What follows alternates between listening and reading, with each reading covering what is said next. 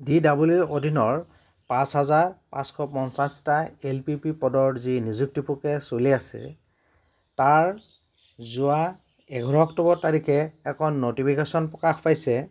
অৰ্থাৎ যি গুৰুত্বপূৰ্ণ 6খন ইনফৰমেশ্যন তথা ডকুমেণ্টছ আপলোড কৰাৰ কথা জাননী আহিছে, সেই সম্পৰ্কে মই আগৰ ভিডিঅ' এটাত ইতিমধ্যে আলোচনা কৰিছোঁ।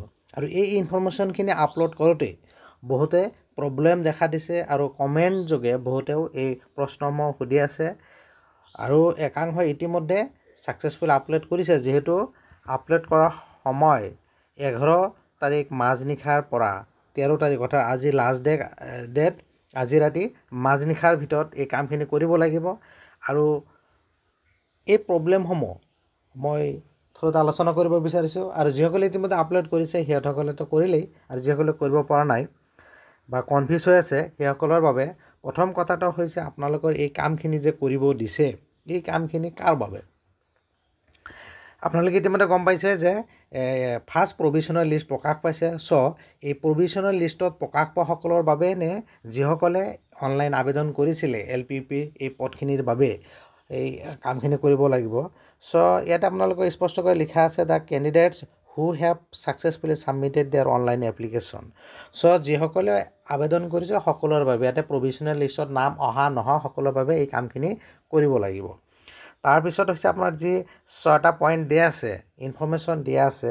ইয়াৰ প্ৰথম পইণ্টটো হৈছে ৰেজিষ্ট্ৰেশ্যন নম্বৰ। গতিকে আপোনালোকৰ হায়াৰ ছেকেণ্ডাৰী যিখন এডমিট কাৰ্ড আছে, এডমিট কাৰ্ডত আপোনালোকৰ ৰেজিষ্ট্ৰেশ্যন নম্বৰ আছে, তাতে আপোনালোকে সেইখিনি কৰিব। তাৰপিছত এনৰলমেণ্ট নম্বৰ। এনৰলমেণ্ট নম্বৰ সকলৰ বাবে নহয়, যিসকলে বেটাৰমেণ্ট দিছিলে, হায়াৰ ছেকেণ্ডাৰী বেটাৰমেণ্ট দিছিলে সেইসকলৰ কাৰণে এনৰলমেণ্ট নম্বৰ। এনৰলমেণ্ট নম্বৰটো এইটো আপোনালোকৰ যদি এনৰলমেণ্ট নম্বৰ লিখা নাই সেইখনত যদি আপোনাৰ মাৰ্কশ্বিটখনত ৰোল নম্বৰ আছে সেইখন এনৰলমেণ্ট নম্বৰ। ইয়াতে লিখা আছে who have submitted betterment details। গতিকে যিসকলে বেটাৰমেণ্ট দিছিলে সিহঁতসকলেহে এনৰলমেণ্ট নম্বৰ দিছে, আৰু যিসকলে বেটাৰমেণ্ট দিয়া নাই সিহঁতসকলৰ কাৰণে এইটো এপ্লিকেবল নহয়। তাৰপিছতে ইয়াৰ অফ পাছিং, এইটোতো আপোনালোকে গমেই পায় SSLC আৰু হায়াৰ ছেকেণ্ডেৰী পাছিং ইয়াৰ। নেক্সট হৈছে আপোনাৰ ছেশ্যনটোলৈকে বহুতে প্ৰশ্ন কৰি আছে। ইয়াৰ অফ পাছিংটো আপুনি কোনটো বছৰ পাছ কৰিলে, আৰু ছেশ্যনটো হৈছে আপোনাৰ 2003 কোনোবাই পাছ কৰিছে। গতিকে ছেশ্যনটো মেট্ৰিকৰ হ'লে যেনেকুৱা 2002-03, যিটো ছেশ্যনটো আমাৰ কি হয় এটা বছৰ নাথাকে, আগৰ বছৰৰ পৰা ষ্টাৰ্ট হয় নেক্সট বছৰলৈকে যায়গৈ। গতিকে ছেশ্যনটো আপোনাৰ ইয়াৰ হিচাপত দিব দিছে। ইয়াত এক্সাম্পল দিয়া আছে 2000-2000 পৰা 2002লৈকে দিছে। গতিকে আপোনাক ছেশ্যনটো দিব য'ৰ পৰা ষ্টাৰ্ট হৈছে য'লৈকে শেষ হৈছে। এডমিশ্যনৰ পৰা পৰীক্ষা হোৱালৈকে এইটো ছেশ্যন হয়। আৰু পাছ হোৱাটো হৈছে আপোনাৰ যিটো বৰ্ষত পৰীক্ষা দি পাছ কৰিলে। ইয়াতে দিয়া আছে 2000-ৰ পৰা 2002 এটা ছেশ্যন, এনেকৈ আপোনালোকক এক্সাম্পল দিয়ে দিছে। তাৰপিছতো হৈছে আধাৰ আৰু roll number of SSLC examination, এইকেইটা আপোনালোকে গমেই পাইছে। এই কামখিনি আপোনালোকৰ আজি যিহেতু last date midnight of 13 October, আজিৰ ভিতৰত যিসকলে কৰা নাই ছাবমিট কৰা নাই কৰি দিব।